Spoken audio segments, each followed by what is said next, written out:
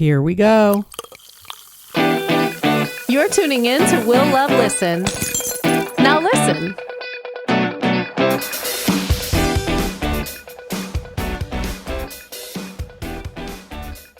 Raising a glass to David Archuleta, Oh my celebrate gosh, I need one. big things. And coincidentally, also, I see you just moved into a new place. So congratulations on that too. Thank you. Thank you. So a lot to talk about. But speaking of congratulations, I heard yesterday that you were nominated for a Queerty Award for Best Music Video for Held Together. Yeah, that was exciting. How Yeah, was I, that? I wasn't expecting that, but they sent me all the info and Ken did. I was like, oh, fun.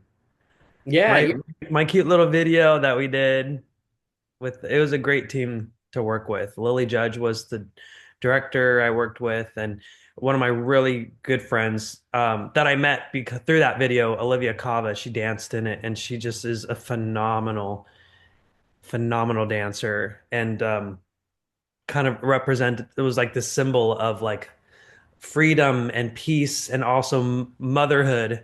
So it was cool. I love that.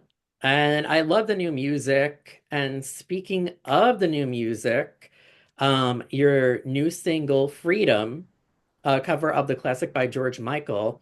Freedom. Yeah. Yeah, I love that you're doing that. And it also Thank you. coincides with the 35th year anniversary of the song being released by George Michael. So, Yeah. what made you want to cover that song specifically? Was it your own journey? It was a lot of talk. Actually, just like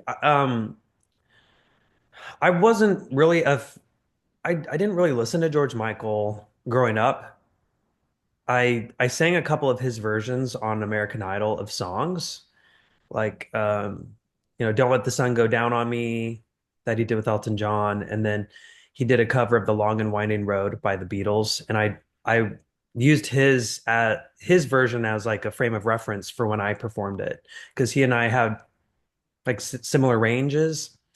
But it wasn't until I came out that like when I came out, I listened to Don't Let the Sun Go Down on Me over and over and over. For some reason, it was like a song in my head, and I was just like, I just this the songs just came to mind, and I need to just listen to what it says because it was like this thing of hoping that just because you show more of who you are, that people don't let go of you and don't abandon you, and kind of like accept me as I am, even now as I show you everything that I am. Like I'm not hiding this part of me anymore. So it was really cool to pay tribute to him, but I didn't want a sad song. So like Freedom was the way of being like the words, him saying like heaven knows I was just a young boy. I didn't know what I wanted to be. Uh I was every little hungry schoolgirl's pride and joy, and I guess it was enough for me. So it was like him figuring out himself because he had to do it in the spotlight too. Like he was so huge with Wham, this teenage heartthrob, and then oh, is that an airplane? Okay, there's and for him to then have to be outed, like he wasn't even ready for it. Like he just got outed through the news, but he handled it so like powerfully, like Did, yeah. empowered himself, and he was just like owned it. He wasn't ashamed of who he was and of what people thought of it. If anything, he was like, "No, I'm going to show you then who I really am." And he just did it with such gusto, and so I just want to channel some of that energy right now as I transition into this new part of my life as well.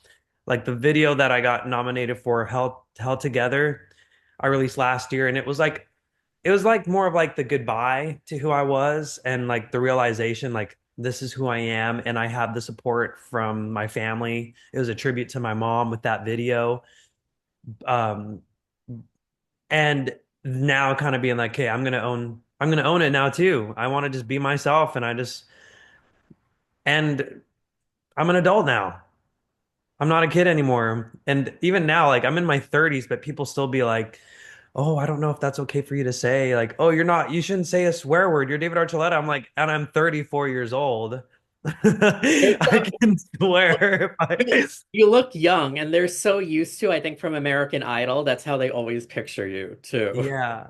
I was a young, like I was 16 and 17 on American Idol, but I was like a young 16, 17. Yeah. Like I swear, like maybe that's why people feel like I'm so young because I feel like my mind was like a 10-year-old when I was on there. I was so sheltered, like I'd been homeschooled for most of my life at that time, and um, grew up very conservative and very shielded and protected from the world around me. So to go from that bubble to then the stage of millions of people on American Idol was quite a shock. And I guess it made me endearing to everybody. But I was like a deer in headlights. Like I was like, what is going on? Like I knew how to perform, but I didn't know how to socialize and interact and be in front of people. And I had to figure all that out in a very drastic way. Yeah, almost immediately. It's because it's like you were kind of went from one world into another. So Yeah. that was pretty And I interesting. like hid from it. I was like, can't handle this. So I like went, I was like, where's God? I need God. And I went on my mission. I was a Mormon missionary for 2 years. And that kind of helped me have a little break from it all, which was nice. But When were you a Mormon missionary? How long after American Idol? I was 21 when I left. Okay. 4 years. Oh wow, okay. Um, From 2012 to 2014. So I got back and suddenly there was like Katy Perry's album that had Roar and Dark Horse on it. And what else was new? Gautier, yeah, somebody that I uh used to know. Like I hadn't heard a lot of those songs, 2 years of music I missed for the so it's kind of interesting catching up with everything. I'm like, oh, and like my friends Imagine Dragons, they blew up. I had not heard Radioactive before.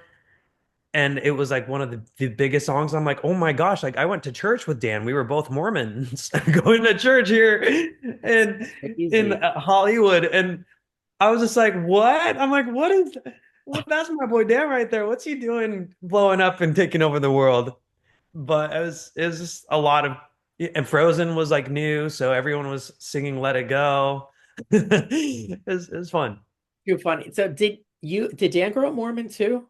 Yeah, he was a missionary too. What so? Okay. All right. Wow. He went, where did he go? Nebraska, I want to say.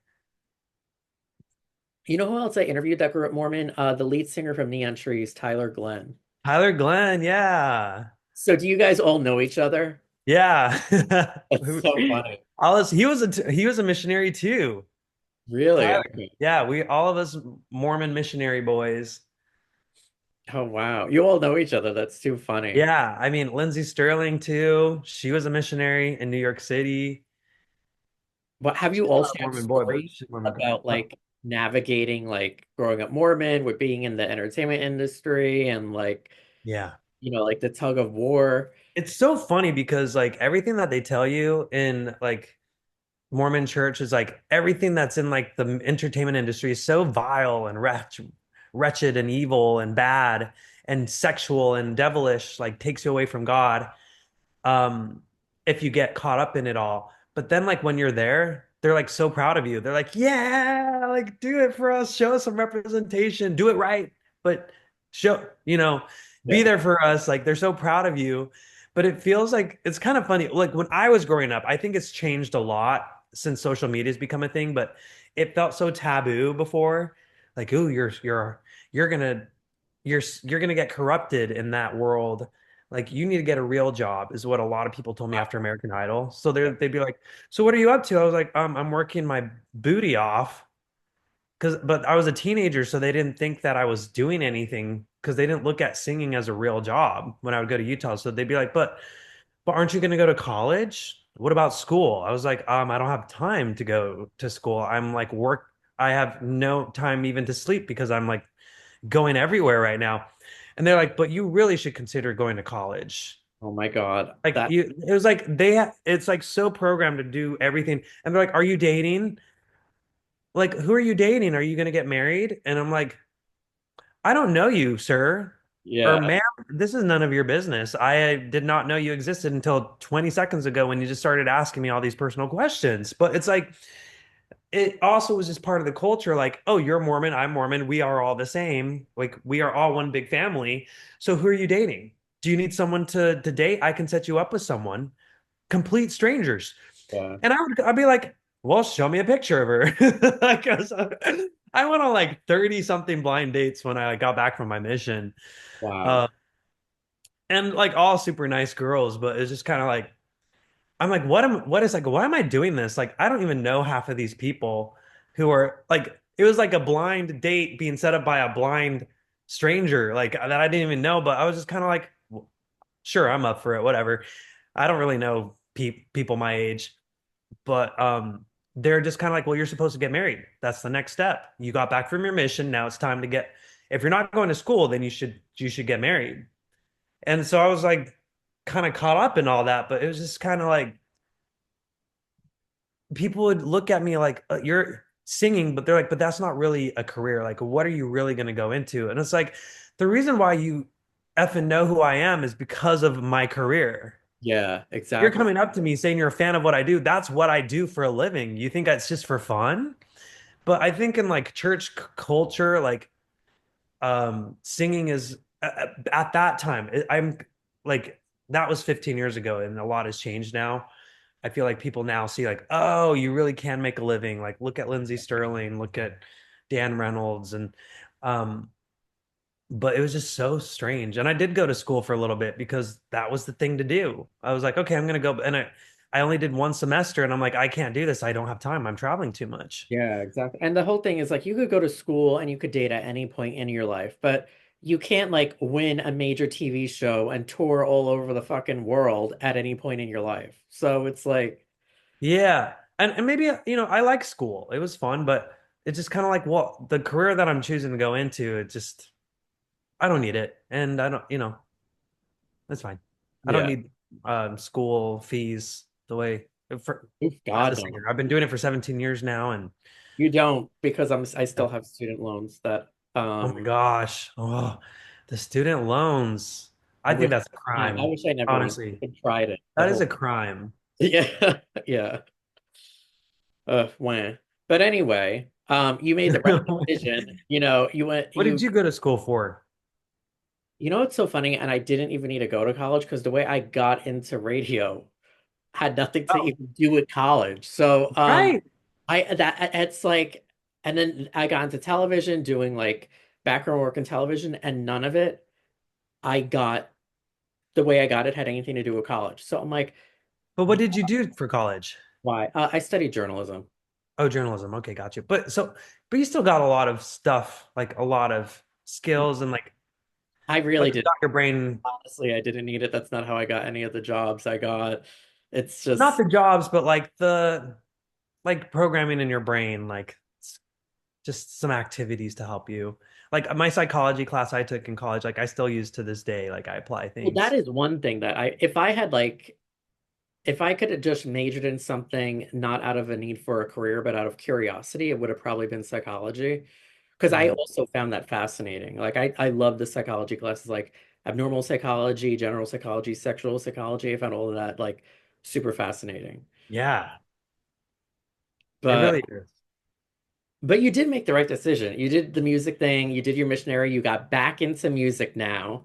Um, and you're causing like quite the stir now. And you're getting like a lot of press for old like the new music. So kudos for that. Thank you. Thank you. I appreciate it. I'm hoping to stir up some more this year. I'm sure you will. I'm sure you will. Are you supposed to be performing at the New York Gala for the RHC on February 1st? Oh yeah. HRC HRC, yeah. You're gonna be Um performing Freedom. yeah, I will be. Yeah. So I feel that'll like be it's an fun. appropriate. It's like the perfect timing, like to sing a song about freedom and also like making yourself known and establishing your place in the world. And when people try to take that away from you, trying to say like, no, I'm still here, like, and I deserve to be here. Well, I think the timing is perfect given all the shit going on right now. Um, so about like everyone wondering if like they're like legal protections, are going to be like rolled back. So I think it's Yeah. like perfect timing with you to release the song. Thank you. And I also hear, although I don't know how much you could discuss, that your book is in the works. It is. Yeah, I can totally talk about my book. And we had spoken a little bit about that last time, but I'm sure you could spoke more in depth about that I now. know. I'm like about to announce like the release date and the title and the cover, which is all very exciting. Oh, I can't wait. So is it a 2025 release? Yes. Okay. Oh, Yeah. So fun. I'm excited. There were some delays that we had to, it was like I had like already written the book and everything, and then there are some things that I needed to change and I need to adjust. I'm like, okay. And so I did. And then like the holidays came and they're like, oh, we've got a lot of things we still need to adjust. And we're leaving now. Bye. We'll see you in January. I'm like, okay. um, but it'll be like really soon to the announcement. I had to just we just had to work out some of that. And otherwise Yeah, we'll do a full on we'll just do a book interview too. Oh, oh, that's a good idea. That is Yeah. good. So I as like soon as we announce the date, then we can just do like one episode just about the book. I love that. That's a good idea. Ken Yeah. is like Ken Okay. is like the voice of Oz. It's like you don't see him, I'm and behind the curtain. he's behind us. He's gonna come down and give like, okay, this is Yeah. what's gonna happen. I'm like, okay, all right. sweet. Yeah. Yeah, I just saw Anyway, Wicked. My friend was I, in it at the Pantages Theater in Hollywood, and so I went to see her as Madame Morrible, Oh no. and stepping in that role, and she did amazing. My friend Kelly, and speaking of the voice of Oz, that's kind of like the book. When I was writing the book, it was pretty much like that. It's like an Oz moment, and I think a lot of people in my church and in religion in general have that moment where it's like an Oz moment. The wizard. Well, I mean, you have such an interesting story because like, you got a taste of Hollywood while at the same time trying to live like a very like strict Mormon lifestyle, and then you didn't come out until a few years ago. So I think a lot of people are gonna resonate with that. And I think that also comes through in the music, especially the newer music that you've been doing. Has it been like a very cathartic experience finally being able to like sing and even write about like what you're really going through behind closed doors? I mean, I think I've always talked about what was going on. I feel like I've always been very transparent about what I'm going through. I just lived a much more restricted life and lifestyle and mentality before coming out. And when I came out, I think what's so big about coming out is you have to challenge everything that you believed in and the way you established what you establish your life on. So coming out, like, yeah, I had to do that. I had to rebel against what I believed because it's what I believed said it's not okay to come out. So then you just kind of start going from there and I'm like, well, what else? What else can I challenge? Because it isn't what they told me. And with Mormons, like it's a very like cookie cutter type of thing. Like you're supposed to look clean, you're supposed to wear certain types of clothing, like not showing um certain parts of your body, and you're supposed to look a certain part so that people can distinguish you as a Mormon and be more clean cut, clean shaven, especially as a missionary, like clean shaven and like keep your hair trimmed nicely and properly and dress modestly. And if you don't, oh, then we'll notice that. Like we'll notice that you're different and like, oh, you aren't you're stepping out of line and like you clearly there's something wrong with you because you're not stepping in line and in shape and you're supposed to look clean and well put together. Um, so, it's now I'm like, and I think they've loosened up with that too. And it's more when you're a missionary that it's like super duper strict. Like you must follow that protocol Yeah. if because you made the choice to go represent the church. So you need to look the part.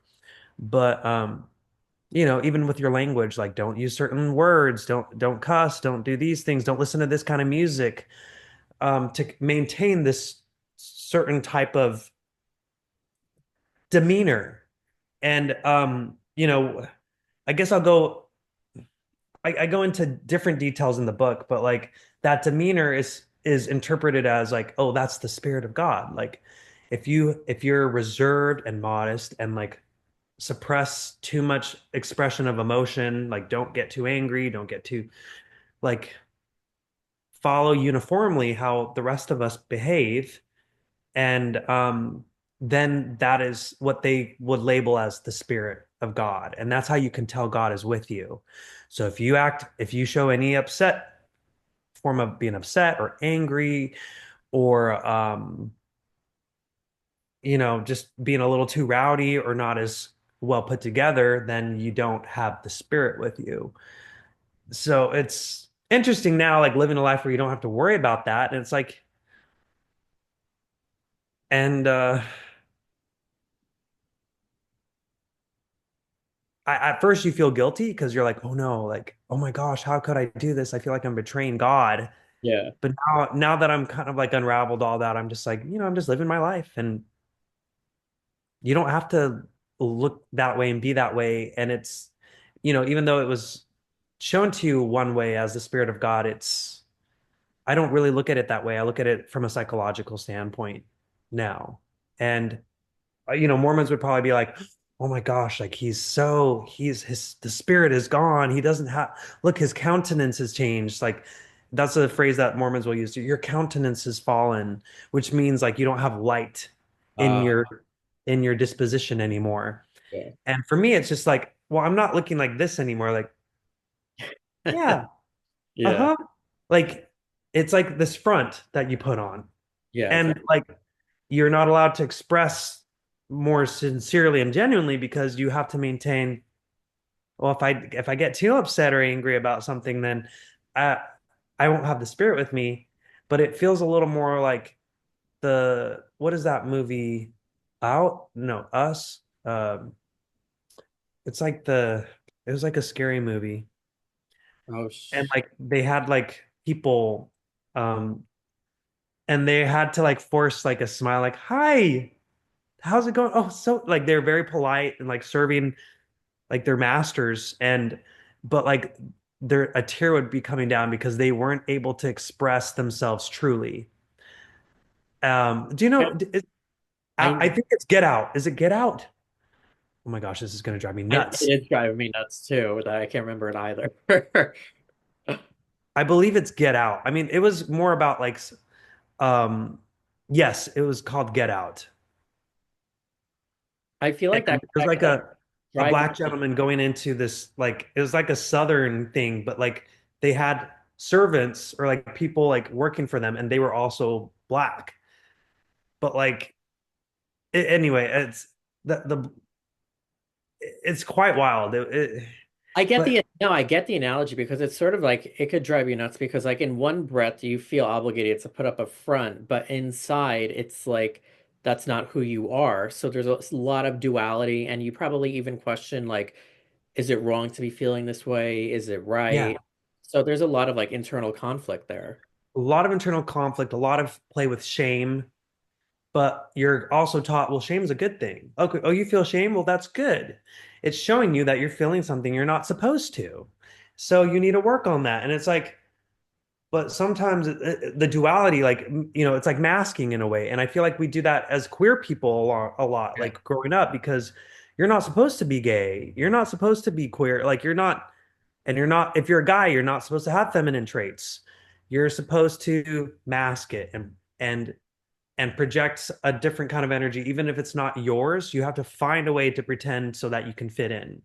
Yeah. And I feel like a lot of people in religion can feel that way. Like it works for some people great. Like they're able to just be more calm and more obedient and more docile. But some people have like bigger personalities and they want to experience more, and they may not be as tame and polite and manners and all that. And as an artist, like to be able to I have to like learn how to not worry about, oh, well, that's not proper, that's not appropriate, oh, I can't say that word, oh, I can't talk about sensual things, sexual things. I'm in, and I have to work through the shame. And it's like, actually, well, it's like, it's part of being a human being. It's part of life. And, Yeah. it's okay to, sexuality is not a bad thing. It's the reason why we're all here. Yeah. So like, why is it so taboo to talk about? Like it's, to feel sensual, like it was so like you're not allowed to talk about it. And then you get married, like, okay, make lots of babies now. And a lot of people in Mormon culture feel so guilty having sex for the first time because all their life it was something you were never supposed to do. You never talked about. And a lot of people don't even know how to do it. And you go in there and it's like they have sex and then they cry, they feel ashamed, and they're like, I don't want to ever do that again. Like I feel so guilty because it's like suddenly you're just supposed to switch and say, okay, it's totally fine to do now, even though it is like the worst possible thing you could ever do, but up until that point. And it's like, well, at least talk about it. Say like, don't do it yet, but it's sex is a good thing, and this is how you can do it. This is how you feel pleasure, and like a lot of women in the church don't even know they're allowed to feel pleasure because they think they're just supposed to please their husband. Yeah. And they probably Like, feel like oh, it's wrong. it's very interesting. That is interesting. And it's like, I wonder if how like relating to your own coming out experience, like when you finally came out, how did you feel? Did you feel shame, or was it like did you feel like relieved? Did it make you just want to like explore everything at that point, or did you isolate Oh, like hell no, no. I did not want to experience everything. It was definitely baby steps for me because I was still considering myself a Mormon when I yeah, came out. I was still going to church. I was still active. I was still abiding by all the laws for a good while after I came out. And I was trying to navigate that because I was like, for me, it was like, I can still be a Mormon and be queer. So even if people don't think that, if they don't agree, well, I'm going to prove them wrong yeah, because that's what I've always been. I've just now accepted it. So how do I navigate this? I can't be in denial of it. Like I was gaslighting myself and being gaslit by other people too. Like they'd be like, "Oh, I tried coming out, talk about it a couple of times with people, and they'd be like, "You're not gay. You just struggle with same-sex attraction, but you're not gay."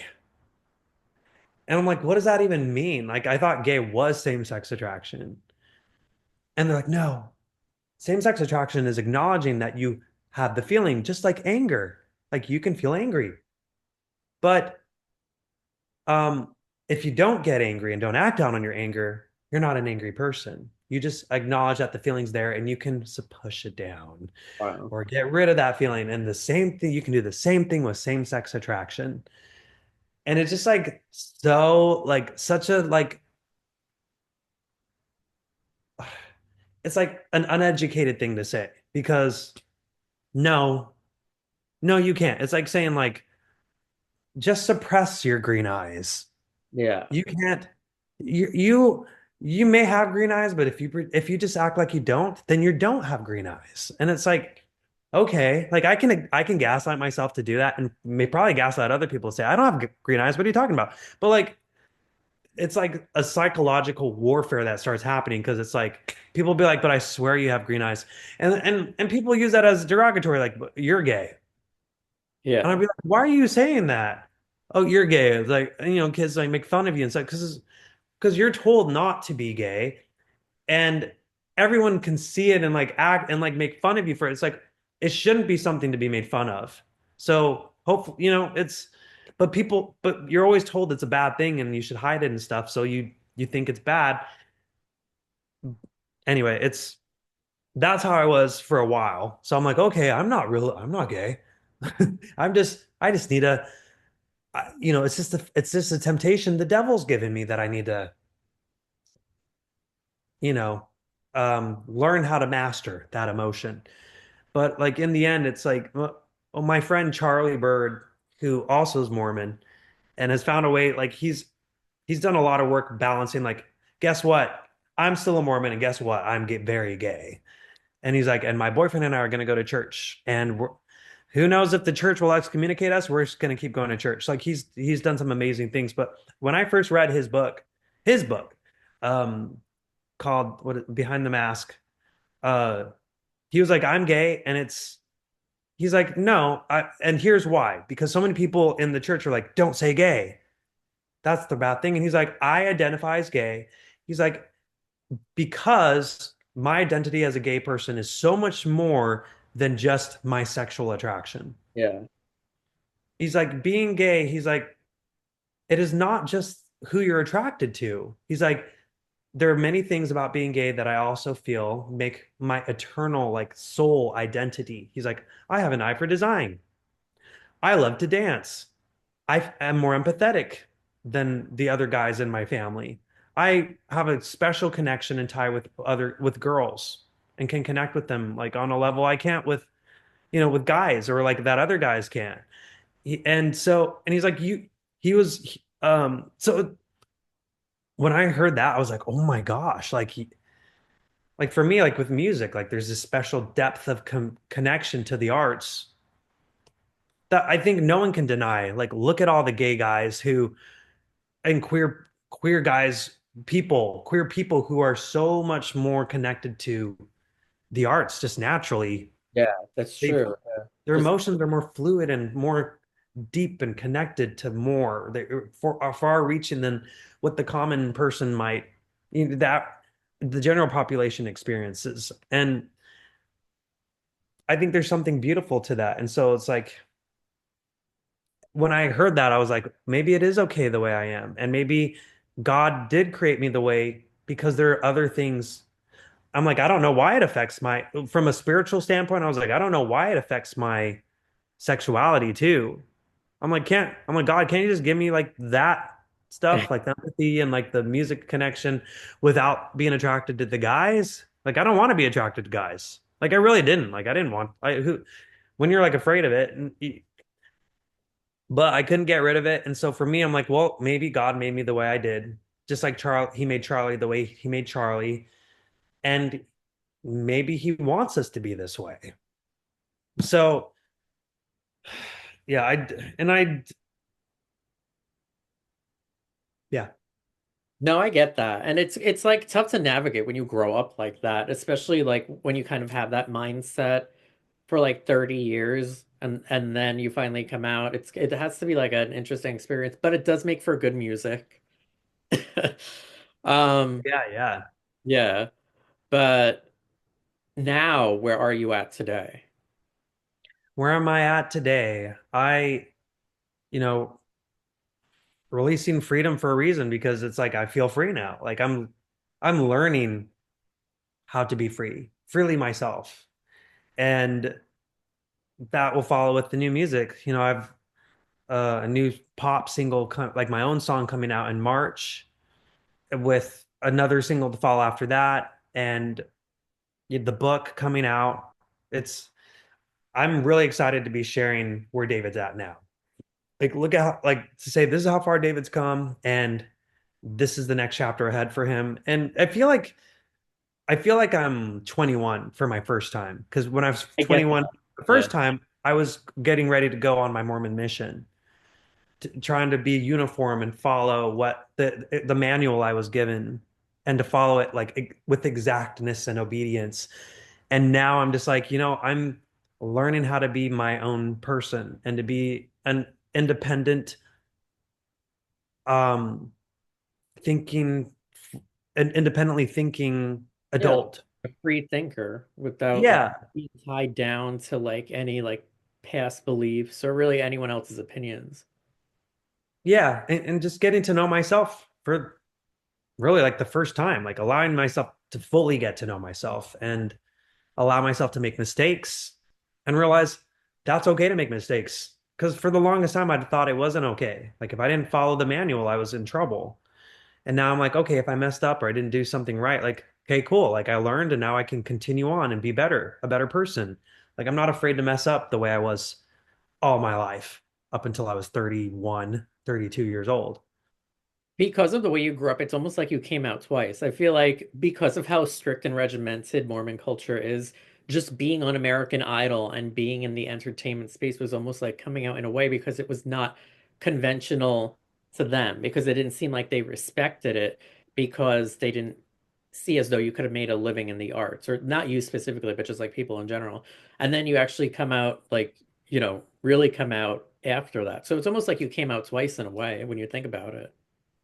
Would you agree? Yeah, I guess so. And it's kind of like you live life for all of us. Like you live life, you think you know who you are, and then you like reestablish yourself to fit the new person you've grown into. And then you're like, hey, this is who I am, and this is what I want, and this is how I'm going to be. And then you live life even more and learn more things and go through more and process, heal, go through some more shit, heal from some other shit. And then you're like, oh, I'm a new person now. So it's like you're constantly having to like redefine what makes you you. There's some underlying like constant things, but I feel like we're ever changing and developing and growing and falling and fumbling and healing as we continue forward. So I feel like it's like all of our journey to constantly like come out as a new, maybe it's more extreme with there's like some more like heavy um moments that it's like a more intense form of coming out. So yeah.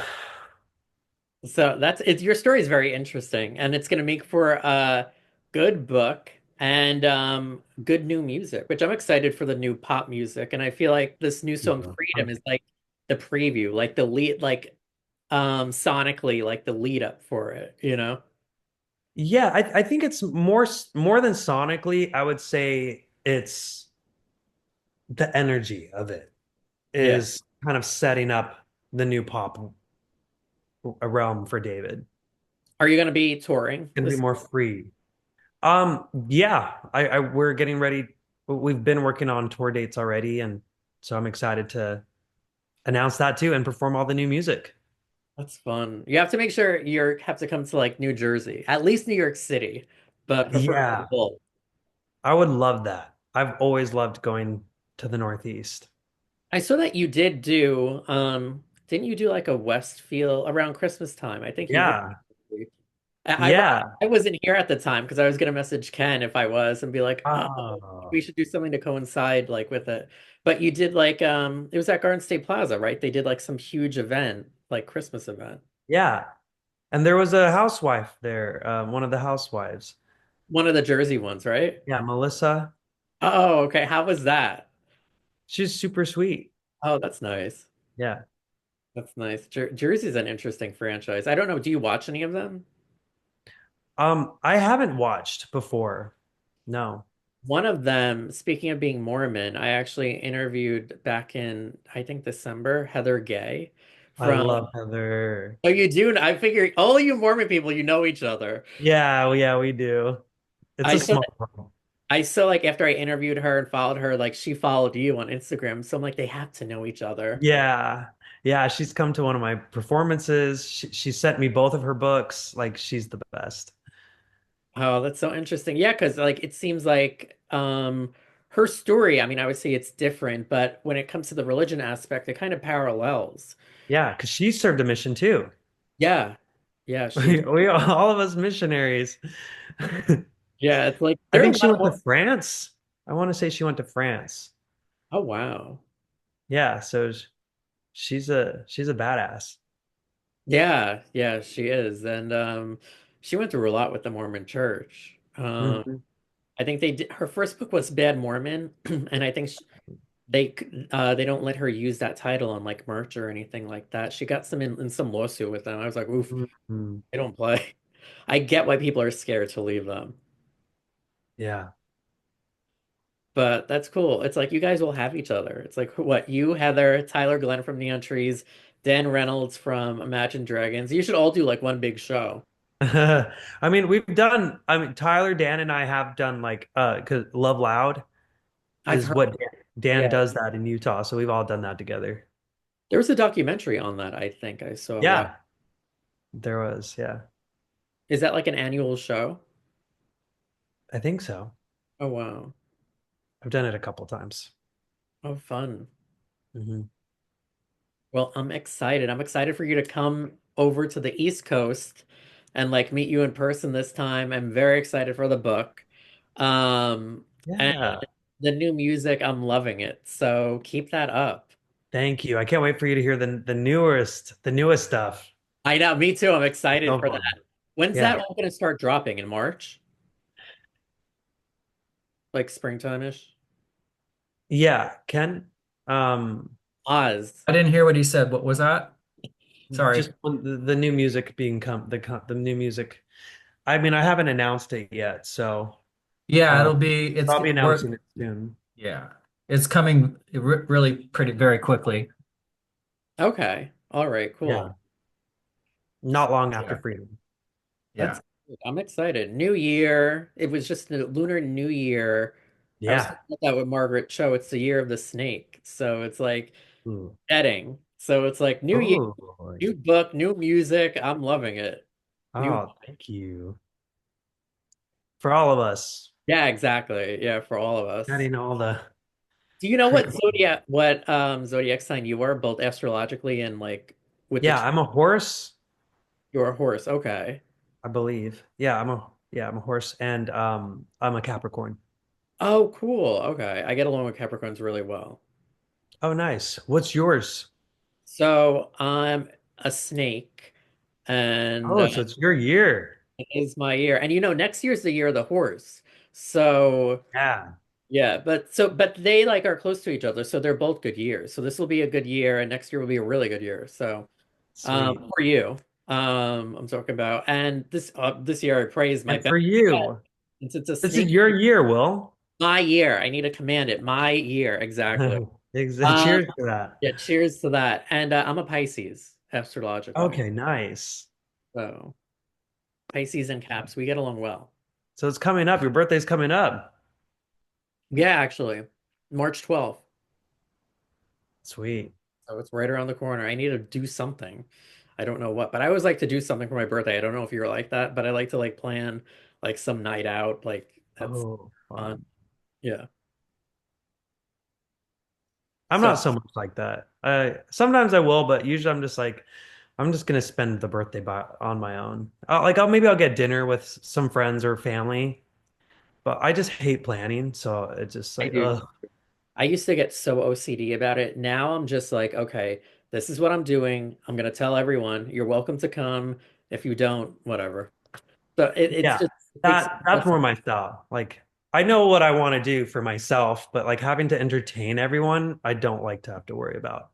I used to try to figure Stresses me out. out everyone's availability, and that would drive me fucking nuts because then some people would be available this date, some this date, some. Now it's just like, this is what I'm doing. If you could make it, great. If you can't, whatever. Uh, Yeah. so that's the way to do it. But Well, I yeah, hope you do something fun yes, and I that will. it all turns out great and you shed that skin like the snake in you. Yes, I will. Trust me. I'm in like the mode this year. So yeah, so I'm excited. Where did you move? Do you live in Utah still, by the way, or not anymore? No, no, I haven't for like 10 years now. Oh, okay. So where do you live these days? Because I know you I, originally born in Miami. yeah, I've been based in California now. Oh, okay. How do you like? Well, I'm sure you like it. You're adapted to it. Were you okay during the wildfires? Yeah, I went and stayed with some friends. It was pretty intense.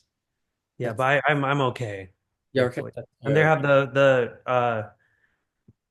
the concert, the benefit concert tonight. Oh, are you going? I'm not sure.